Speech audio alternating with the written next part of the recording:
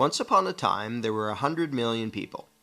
They had different interests, different beliefs, different occupations, but for the most part, they got along pretty well. Then one day, a gang of a few hundred people showed up. Need to zoom in some more to see them. I know they're there somewhere. Zoom in. There they are. And this gang of a few hundred said to the throng of 100 million, "From now on, you all have to give us a cut of everything you earn."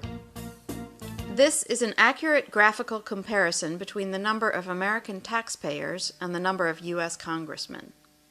And the throng said, "Gosh, do we have to give you a cut of what we earn?" And the gang of a few hundred said, "Yes, you have to." And the throng said, "Well, okay, I guess we have to." And one little troublemaker asked, "What if we don't?"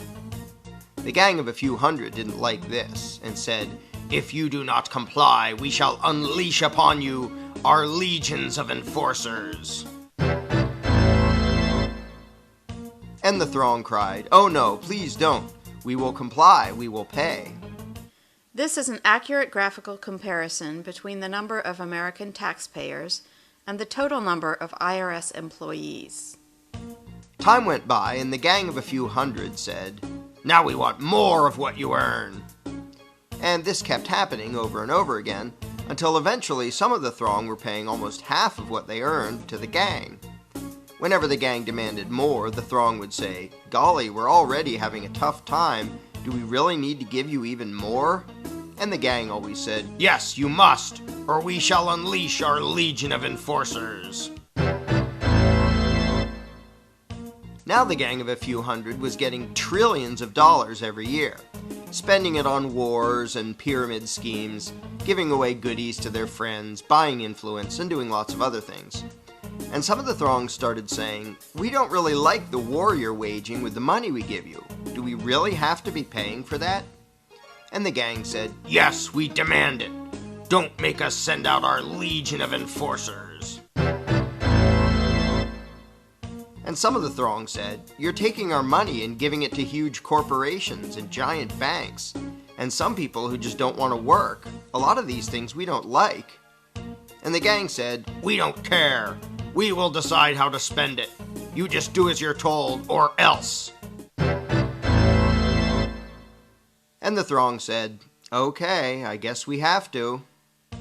But eventually the throng got so fed up, so angry, that they took a drastic step. One day they said to the gang, "We don't like what you're doing. We want a new gang." And after pouring a huge amount of time and money into the effort, they replaced the gang with a new gang. Then the throng pleaded with the new gang, "Now, at long last, can we keep our own money, or at least keep more of it?" And the new gang said, "Sorry, but after much discussion, we've decided that you can't. You have to keep giving us what you've been giving, in fact, a little bit more than before." The throng was distraught and said, "This is dreadful. But after all, what choice do we have? I mean, they say we must comply, and they have that scary legion of enforcers. We're powerless against them. We'd better just do as we're told." So they did as they were told, got poorer and poorer, and lived miserably ever after. But after all, what else could they have done? What power could this throng possibly have compared to this gang of a few hundred and their enforcers? What chance would this thing have against this thing? How could these 100 million people ever hope to successfully resist the awesome power of this tiny little dot? In case anyone missed this, let's review. Here's them. Here are their enforcers. Here's us. Them, us. Them, us. Does anything about this seem just a little strange to you? Are you perhaps wondering, why does the throng need the permission of the dot to do anything? Why do these people feel the need to ask this tiny little dot if they can keep more of what they earn? Why would they spend year after year literally begging for lower taxes from this little dot? Is this dot just really darn intimidating? Is it very persuasive in its reasoning? To be blunt, why would this throng give a rodent's backside what this tiny little dot wanted? The fact that this tiny dot has the gall to issue such demands to such a throng is pretty startling in and of itself. But what is far more amazing is that the throng obeys this minuscule little parasitic gang of control freaks. What could possibly explain this? Let's ask the dot. This is how it works. When we, the dot, take your money and spend it on things you don't like, we're representing you.